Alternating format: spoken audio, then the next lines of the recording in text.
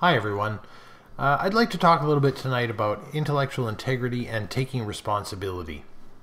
Recently I've watched a few videos and read through some text comment exchanges, and they've got me a little bit concerned about things like cherry picking and spin doctoring and misrepresentations and some of this boastful language that we seem to see the return of. Now, many of you who've been with my channel for a while will recognize that, recall that I don't have a problem making retractions, apologies, clarifications if I see it necessary. I've done several videos like that in the past, and I think that's important. I think it's more important to be able to admit your mistakes than it is to try to be mistake-free, actually. We're not really good at being mistake-free as human beings, but I think it's important to be able to be introspective and sort of look inward a little bit and make corrections where necessary. I certainly wouldn't want to hold on to any concept so dogmatically as such as to be counterproductive to my own progress, and I do feel some responsibility knowing that people are watching what's taking place. Now, what am I speaking of specifically? Well, unfortunately, I'm going to have to point some fingers, and I just want to make it clear at the outset that I don't mean any of this as a personal attack. I know that Tim took it personally when I made a video recently and I singled him out. Unfortunately, I'm going to be doing that again, as well as Matthew 4:19, and I think it's important to note that I don't mean any of this personally. I have no reason to dislike these people. This is just what I see, and I think it's important to make these points. But I would hope that we would all be aware and introspective, myself included, and just sort of ask ourselves, are we guilty of any of these kind of offenses as we move forward? So when we were discussing the primacy of existence, I had made a video, or several videos, Matthew 4:19 had made several videos, and Ozzy had made a video on the primacy issue. And in a text comment to Len, Ozzy had said, good argument. I've been trying to explain to my atheist friends for quite some time now that the primacy of existence is an impotent answer to the presuppositional apologetic. But, he added, I think that you presuppositional apologists, or people putting forth the argument, need to take some responsibility for that. That the Seitan-Briginkate sort of version of the presuppositional argument is a bit malformed, and it sort of elicits these erroneous responses. Now, in a subsequent video, Len had actually rejected that as foolishness, and I'd like to analyze that a little bit. If we look at, the typical presuppositional apologetic, sort of in a debate style, and I know that Len had trotted out some videos with some people putting forth the argument who didn't do what I'm about to explain, but we also all know of how it has been carried out at times. So, for instance, Seitan-Briginkate might ask someone, could you be wrong about everything you claim to know? And the respondent, in an attempt to be intellectually honest, might say yes. And then Sai would say, then you can't know anything. And depending on how adversarial the exchange is, anytime the respondent then tries to make a knowledge claim, Sai would respond with, could you be wrong about that? Pretty much ad infinitum. And in fact, we all recall the one episode of The Place where he did exactly that, to the point where it got so uncomfortable for everyone that he ended up walking off the stage, and they sort of kicked him off simultaneously. In that kind of a situation, you could hardly blame anyone for thinking that the apologist is trying to say that you don't know anything, when that's actually not what the presuppositional apologetic is designed around. But again, you could hardly blame anyone in that instance for coming away with that assumption. Similarly, the Bible-thumping wingnut recently uploaded a video called Lying for Jesus, and in that video, he discussed a person, an atheist, who had left a comment saying it must be hard doing all that lying for Jesus. In his video, Tim proceeded to sort of strip this person morally of their rights or their basis for saying that lying is wrong. Now, to be clear, the guy actually didn't make a value judgment on lying. I mean, it might have been implied, but all he just did was say you're lying. And I think this is a bit of a diversion, and I've seen that on both sides of the aisle, so I'm not necessarily singling Tim out here, but he never really had to answer the question of whether or not he was lying, because he was able to focus on this guy's basis for saying that it's lying. He said, essentially, as an atheist, your worldview has no basis for morality, so you can't say whether lying is right or wrong, it's just your opinion. And he doesn't say in the video at any point, now I know that you're a moral person, and I know that you know that lying is wrong. It's just that your worldview doesn't support that, doesn't provide a basis for that, and mine does. No, in the video, he just strips the guy of his moral sort of authority for saying that lying is wrong. So again, one could hardly blame someone who's watched this exchange for thinking that, the presuppositional apologist or the argument or the theist is saying you don't have, that an atheist is not moral, that an atheist has no basis for saying that something is wrong. So I do think that the apologist and the people putting forth the presuppositional argument do need to take some responsibility for this. And I think it's clear. And I think it's important to not sort of grab onto a conclusion that you like and run off with it without concern for the context that it was in or what else the same author said in the same video. I mean, I know it's tempting, and I think we all need to be careful about that. For instance, the primacy of existence is a good example. Ozzy made his video, excellent video, and of course the people on the presuppositional apologist side love to grab that conclusion and run off screaming from the rooftops that the primacy argument is dead and sort of dance around the corpses of their opponents. But I don't think they've given any careful thought and consideration to what the primacy of existence means for their argument, their position.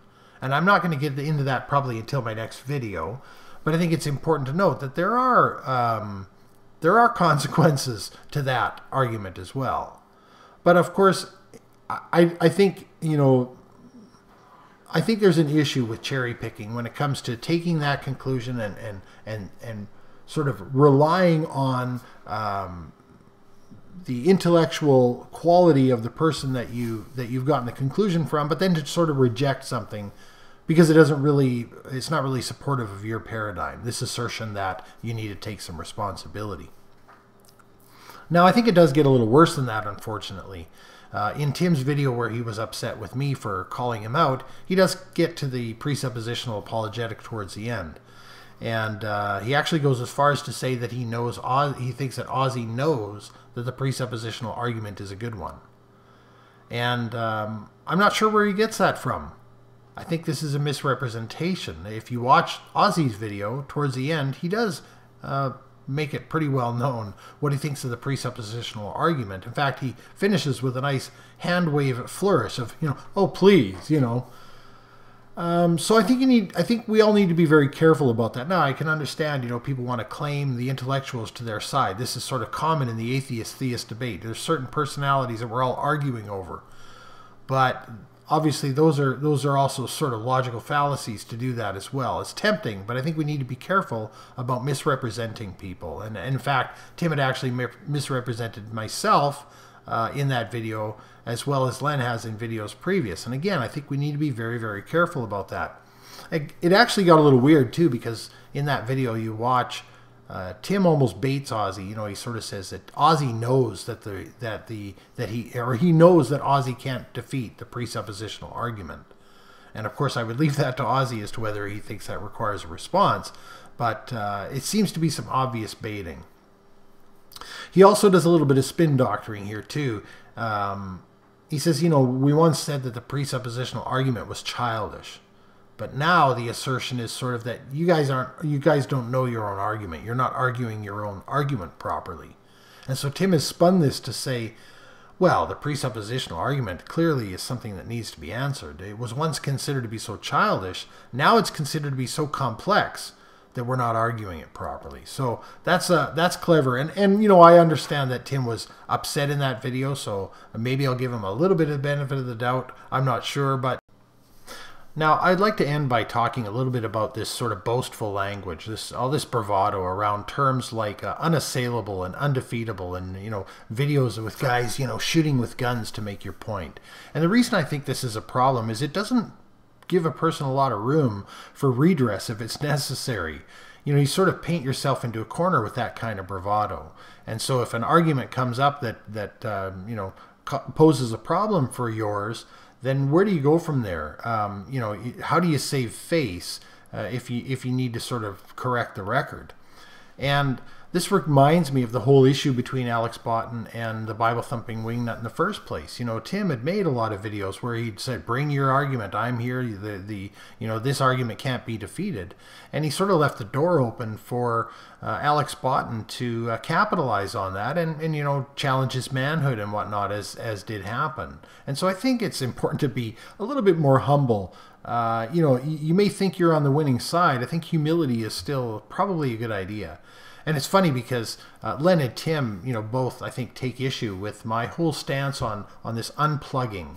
And I've made some corrections and retractions on that in the past, but I've still made videos where I said, I think, people who I deem are going to come at me in a disingenuous fashion, I would not have discourse with.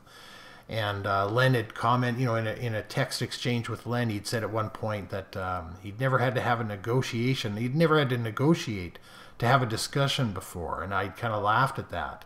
But I actually have not changed my position on that. I think life is a negotiation, and I think at the end of the day, they may disagree with my stance, but I think Tim would have actually been well served if he had used my methodology a little bit with Alex Botten. If he really did feel like Alex Botten was going to come at him dishonestly, as he said in his recent video, and he was concerned that what he said may become a quote for Alex Botten, that he might sort of quote mine him, he might have been better off to say, I'm not going to have that discussion.